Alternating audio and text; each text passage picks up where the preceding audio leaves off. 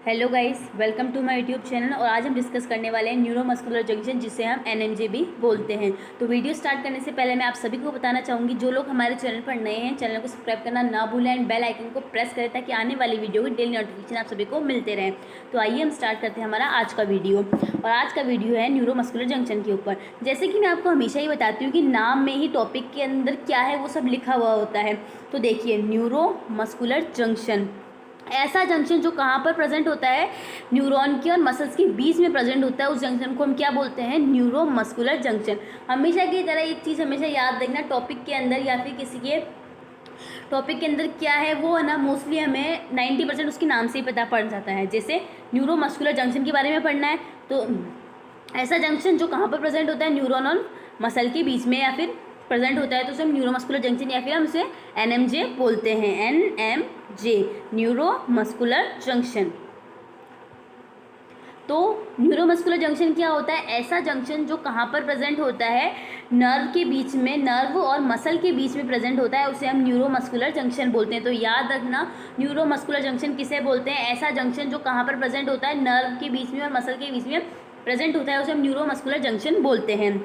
NMJ is a junction. क्या है? एक टाइप का जंक्शन है between motor neuron and skeletal muscle. जैसे मैंने आपको बताया था, एक एनएमजे क्या है? एक जंक्शन है जो कहाँ पर प्रेजेंट होता है, मोटर नर्व और स्केलेटल मसल के बीच में प्रेजेंट होता है। या फिर हम ऐसे भी बोल सकते हैं कि NMJ is a junction between nerve and muscle. ठीक है, इसमें सिर्फ बताया है कि कौन सी नर्व और कौन सी मसल्स के बीच में प्रेजेंट होता है। तो इसमें कौन सी नर्व के बीच में? मोटर नर्व और स्केलेटल मसल के बीच में प्रेजेंट होता है। ठीक है, या फिर हम ऐसे भी बोल सकते हैं junction between terminal branch of nerve fibre. जो हमारा नर्व फाइबर होती है, न्यूरॉन की स्ट्रक्चर पढ़ेंगे जब आपको बताया जाएगा कि नर्व फाइबर क्या होता है। ठीक है, तो junction between terminal branch of nerve fibre and the muscle fibre. जो मसल फाइबर की टर्मिनल ब्रांच हो गई और नर्व फाइबर की टर्मिनल ब्रांच के बीच में जो जंक्शन प्रेजेंट होता है वो क्या कहलाता है? एनएमजे।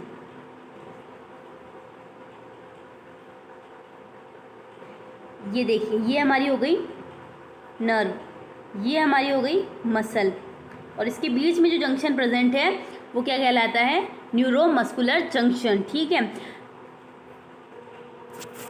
अब हम लोग बात करेंगे न्यूरोमस्कुलर जंक्शन की स्ट्रक्चर कैसी होती है या फिर क्या होता है। जैसे कि मैंने आपको बता दिया कि जैसा जंक्शन जो कहाँ पे प्रेजेंट होता है, नर्व के और मसल के बीच में प्रेजेंट होता है। तो देखिए, ये हमारी नर्व हो गई, आप मान लीजिए, और ये हमारी हो गई है मसल। ठीक है, ये हमारी हो गई नर्व, ये हमारी हो गई मसल, और ये हमारा बीच में खाली स्पेस हो गया। इस नर्व को हम बोल देते हैं प्री सिनेप्टिक मेम्ब्रेन। ठीक है, जो न्यूरॉन की है, और जो मेम्ब्रेन मसल की है उसे हम क्या बोलते हैं? Post synaptic membrane. ठीक है, और जो बीच में खाली स्पेस है उसे हम बोलते हैं सिनेप्टिक क्लेफ्ट। ठीक है, समझ में आ रहा है? और इस पूरी स्ट्रक्चर को हम बोलते हैं सिनेप्स। ठीक है, कि सिनेप्स क्या होता है? ये हमारी हो गई प्री सिनेप्टिक मेम्ब्रेन, ये हमारी हो गई post synaptic membrane. Pre synaptic membrane किससे बनी होती है? नर्व से बनी हुई होती है, मोटर नर्व से। और post synaptic membrane muscle, skeletal muscle से मिलकर बनी होती है। और इसके बीच में जो स्पेस होता है उसे सिनेप्टिक क्लेफ्ट बोलते हैं। और ये पूरी structure pre synaptic membrane, synaptic cleft and post synaptic membrane तीनों मिलकर क्या बनाती है? सिनेप्स बनाती है। ठीक है, तो सबसे पहले हम लोग बात करेंगे प्री सिनेप्टिक मेम्ब्रेन क्या होता है। ठीक है, nerve ending divide into terminal bottom branch. के जैसे मैंने आपको बताया, ये हमारी हो गई pre synaptic membrane, nerve ending होती है, डिवाइड इनटू टर्मिनल ब्रांच। किसमें? टर्मिनल ब्रांच में डिवाइड हो जाती है। And it's make contact with motor end plate. Motor end plate के साथ में क्या बनाती है? ये कॉन्टैक्ट बनाती है।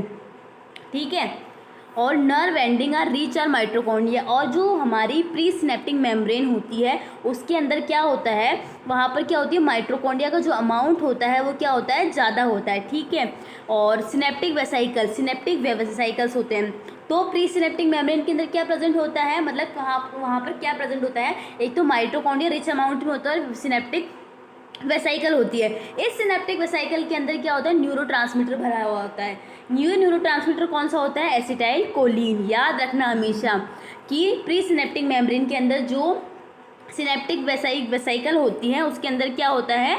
न्यूरोट्रांसमीटर होता है। और कौन सा न्यूरोट्रांसमीटर होता है? Acetyl choline. मोस्टली यही न्यूरोट्रांसमीटर होता है। तो आप लोग याद रखना, प्री सिनेप्टिक मेम्ब्रेन क्या होती है? नर्व एंडिंग होती है जो किसमें डिवाइड होती है, ब्रांचेस के अंदर डिवाइड होती है, ठीक है। और इस मेम्ब्रेन पर क्या पाया जाता है, एक तो माइटोकॉन्ड्रिया जो होता है, माइटोकॉन्ड्रिया रिच अमाउंट में प्रेजेंट होता है, एंड जो सिनेप्टिक वेसाइकल प्रेजेंट होते हैं। सिनेप्टिक वेसाइकल एक टाइप की छोटे छोटे वेसाइकल होते हैं, उसके अंदर क्या प्रेजेंट होता है, न्यूरोट्रांसमीटर। ये न्यूरोट्रांसमीटर कौन सा होता है, एसिटाइल कोलिन। तो याद रखना कौन सा न्यूरोट्रांसमीटर होता है, एसिटाइल कोलिन। ये मोस्ट इंपॉर्टेंट है, ये पूछा जाता है कि कौन सा न्यूरोट्रांसमीटर प्रेजेंट होता है, एसिटाइल कोलिन। और कहाँ प्रेजेंट होता है, प्री सिनेप्टिक मेम्ब्रेन पे जो सिनेप्टिक वेसाइकल होती है उसके अंदर। And acetylcholine that are release upon receiving a nerve impulse. जब नर्व इम्पल्स को प्री सिनेप्टिक मेम्ब्रेन जो किसकी एंडिंग है, नर्व फाइबर की, और वो किसको इम्पल्स को रिसीव करती है, तब एसिटाइल कोलिन क्या होता है, रिलीज हो जाता है। तो याद रखना प्री सिनेप्टिक मेम्ब्रेन जो होती है वो नर्व एंडिंग होती है, और उस पर क्या होता है, माइटोकॉन्ड्रिया रिच अमाउंट में होता है, और सिनेप्टिक वेसाइकल होता है, उसके अंदर क्या होता है, न्यूरोट्रांसमीटर भरा होता है। और न्यूरोट्रांसमीटर कौन सा होता है, एसिटाइल कोलिन। और ये एसिटाइल कोलिन कब रिलीज होता है, जब जो इम्पल्स होता है वो प्री सिनेप्टिक मेम्ब्रेन के ऊपर पहुंच जाता है, तब न्यूरोट्रांसमीटर रिलीज होता है। अब हम लोग पढ़ेंगे सिनेप्टिक क्लेफ्ट के बारे में। सिनेप्टिक क्लेफ्ट पढ़ाने से पहले मैं आपको एक बार वापस याद दिलाती हूँ कि ये हमारी हो गई प्री सिनेप्टिक मेम्ब्रेन, ये हमारी हो गई पोस्ट सिनेप्टिक मेम्ब्रेन, और इन दोनों के बीच में जो स्पेस प्रेजेंट होता है उसे हम क्या बोलते हैं, synaptic cleft. Synaptic cleft, space between pre synaptic terminal and post synaptic membrane, ठीक है। तो कहाँ कौन सा स्पेस होता है, space between pre synaptic membrane and post synaptic membrane. Acetylcholine release by axon. Terminal diffusion, acetylcholine किसके द्वारा रिलीज किया जाता है, एक्सोन, या फिर हम ऐसे बोल सकते हैं कि जो टर्मिनल ब्रांच होती है या फिर प्री सिनेप्टिक मेम्ब्रेन के द्वारा रिलीज किया जाता है, ठीक है। और ये डिफ्यूज होकर यहाँ पर रिलीज कर दिया जाता है, और ये डिफ्यूज होकर कहाँ पर चला जाता है, डिफ्यूज होकर कहाँ पर चला जाता है, सिनेप्टिक क्लेफ्ट के पास में, ठीक है। और सिनेप्टिक क्लेफ्ट से कहाँ जाता है, वो अदर साइड जाता है। सिनेप्टिक क्लेफ्ट का सिर्फ इतना ही काम होता है कि सिनेप्टिक क्लेफ्ट क्या होता है, यह कहाँ पर प्रेजेंट होता है, pre synaptic membrane post synaptic membrane के बीच में प्रेजेंट होता है, और जो हमारा pre synaptic membrane acetylcholine release करती है वो उसको डिफ्यूजन के थ्रू कहाँ पर ट्रांसफर करता है, अदर साइड पर। अब हम लोग पढ़ते हैं पोस्ट सिनेप्टिक मेम्ब्रेन। तो न्यूरोमस्कुलर जंक्शन के अंदर 3 स्ट्रक्चर होती है, pre synaptic membrane, synaptic cleft and post synaptic membrane, जिसमें हम pre synaptic membrane synaptic cleft के बारे में पढ़ चुके हैं, ठीक है। प्री सिनेप्टिक मेम्ब्रेन के बारे में हम लोगों ने पढ़ा, ये है नर्व की एंडिंग होती है, और यहाँ पर क्या होते हैं, माइटोकॉन्ड्रिया पाए जाते हैं, और यहाँ पर न्यूरो मतलब सिनेप्टिक वेसाइकल होते हैं जो एसिटाइल कोलिन रिलीज करती है। सिनेप्टिक क्लेफ्ट में हम लोग बात करें कि सिनेप्टिक क्लेफ्ट जो होता है एक स्पेस होता है जो कहाँ पर प्रेजेंट होता है, प्री सिनेप्टिक मेम्ब्रेन और पोस्ट सिनेप्टिक मेम्ब्रेन के बीच में प्रेजेंट होता है। और ये क्या करता है, जो न्यूरोट्रांसमीटर या फिर एसिटाइल कोलिन जो प्री सिनेप्टिक मेम्ब्रेन रिलीज करती है उसको क्या करता है, डिफ्यूजन के थ्रू अदर साइड पर ट्रांसफर करता है। अब हम लोग पढ़ते हैं पोस्ट सिनेप्टिक मेम्ब्रेन। जो पोस्ट सिनेप्टिक मेम्ब्रेन होती है वो क्या होती है, फोल्ड्स में होती है। फोल्ड्स में होने के कारण क्या हो जाता है, सरफेस एरिया बढ़ जाता है, ठीक है। Motor end plate is throne into folds which increase the surface area. Nicotine acetyl choline receptor found on pre synaptic membrane. अब ये बोलना चाह रहा है जो पोस्ट सिनेप्टिक मेम्ब्रेन होती है इसकी सरफेस पे क्या पाए जाते हैं, निकोटीन एसिटाइल कोलिन रिसेप्टर पाए जाते हैं। ये रिसेप्टर क्या करते हैं, जो acetyl choline pre synaptic membrane से सिनेप्टिक क्लेफ्ट में पहुंचता है और सिनेप्टिक क्लेफ्ट के थ्रू कहाँ पर जाता है, पोस्ट सिनेप्टिक मेम्ब्रेन के अंदर। तो पोस्ट सिनेप्टिक मेम्ब्रेन पे जाने के लिए कहाँ पर बाइंड होता है, निकोटीन एसिटाइल कोलिन रिसेप्टर के साथ में क्या होता है, एसिटाइल कोलिन बाइंड होता है। फिर उसके बाद में वह मसल मतलब स्केलेटल मसल के अंदर एंटर करता है। तो एसिटाइल कोलिन कैसे एंटर करता है स्केलेटल मसल के अंदर, जो पोस्ट सिनेप्टिक मेम्ब्रेन के वहाँ पोस्ट सिनेप्टिक मेम्ब्रेन पर क्या होता है, कुछ रिसेप्टर प्रेजेंट होते हैं, निकोटीन एसिटाइल कोलिन रिसेप्टर। इस रिसेप्टर किसको बाइंड करते हैं, जो हमारा एसिटाइल कोलिन होता है उसको बाइंड कर लेते हैं और कहाँ पर ट्रांसफर कर देते हैं, स्केलेटल मसल के अंदर, ठीक है। तो आप सभी को समझ में आ गया होगा एनएमजे क्या होता है। एनएमजे क्या होता है, एनएमजे एक जंक्शन होता है जो कहाँ पर प्रेजेंट होता है, एक न्यूरॉन की और एक मसल के बीच में प्रेजेंट होता है, उसे हम क्या बोलते हैं, न्यूरोमस्कुलर जंक्शन। और न्यूरॉन वाले पोर्शन को हम लोग बोलते हैं प्री सिनेप्टिक मेम्ब्रेन, और मसल वाले पोर्शन को बोलते हैं पोस्ट सिनेप्टिक मेम्ब्रेन को बीच में जो स्पेस पाया जाता है उसे हम बोल देते हैं सिनेप्टिक क्लेफ्ट। और इन तीनों को हम लोग क्या बोलते हैं, सिनेप्स। अब हम लोग बात करते हैं किस इवेंट के थ्रू, या फिर हम बोल सकते हैं कि जो इम्पल्स जो होता है वो किस इवेंट के थ्रू या फिर किस सीक्वेंस के थ्रू इम्पल्स ट्रांसमिट होता है, वो सीक्वेंस पढ़ेंगे। तो अब हम क्या पढ़ेंगे, sequence of event at neuromuscular junction during impulse transmit. मतलब जब इम्पल्स ट्रांसमिट होता है तो न्यूरोमस्कुलर जंक्शन पे कौन सा सीक्वेंस के थ्रू वो इवेंट होते हैं, ठीक है। तो सीक्वेंस के इवेंट पढ़ाने से पहले मैं आपको एक बार स्ट्रक्चर दिखा देती हूँ। स्ट्रक्चर में आप लोग देखिए, ये हमारी हो गई प्री सिनेप्टिक मेम्ब्रेन। इस प्री सिनेप्टिक मेम्ब्रेन पर आपको सिनेप्टिक वेसिकल दिख रही है, माइटोकॉन्ड्रिया दिख रही है, ठीक है। फिर उसके बाद में हम लोग को दिख रहा है, ये हमारा हो गया सिनेप्टिक क्लेफ्ट, ठीक है। और ये हमारी हो गई पोस्ट सिनेप्टिक मेम्ब्रेन। जैसे मैंने आपको बताया, पोस्ट सिनेप्टिक मेम्ब्रेन जो होती है फोल्ड्स में प्रेजेंट होती है। क्यों? क्योंकि वो सरफेस एरिया इंक्रीज हो जाता है। सरफेस एरिया इंक्रीज हो जाएगा तो क्या होगा कि वहाँ पर रिसेप्टर के अमाउंट बढ़ जाएंगे और ज़्यादा अमाउंट में क्या करेगा, एसिटाइलकोलिन को रिसीव करेगा और जो मसल की कॉन्ट्रैक्टिलिटी है या फिर जो मसल ट्रांसमिट मतलब जो इम्पल्स ट्रांसमिट होते हैं उनकी जो रेट होती है वो इंक्रीज होगी, ठीक है। अब हम लोग पढ़ते हैं सीक्वेंस ऑफ इवेंट। कौन से इवेंट के सीक्वेंस पढ़ रहे हैं? जब न्यूरोमस्कुलर जंक्शन के ऊपर वहाँ पर क्या होता है, इम्पल्स ट्रांसमिट होता है, तो वहाँ पर कौन से सीक्वेंस में इवेंट होते हैं उसके बारे में हम लोग पढ़ेंगे, ठीक है। Nerve impulse reach pre synaptic nerve ending. Nerve impulse या फिर हम लोग इस बोल सकते हैं इम्पल्स कहाँ पर रीच करती है, सिनेप्टिक नर्व एंडिंग, या फिर हम बोल सकते हैं प्री सिनेप्टिक मेम्ब्रेन के ऊपर क्या करती है, एंटर करती है, ठीक है। फिर वहाँ पर क्या होता है, प्री सिनेप्टिक मेम्ब्रेन के ऊपर मतलब रीच करती है या फिर पहुँचती है, तो उसके बाद में क्या होता है, वहाँ पर जो वोल्टेज गेटेड कैल्शियम चैनल होते हैं वो क्या होते हैं, ओपन हो जाते हैं।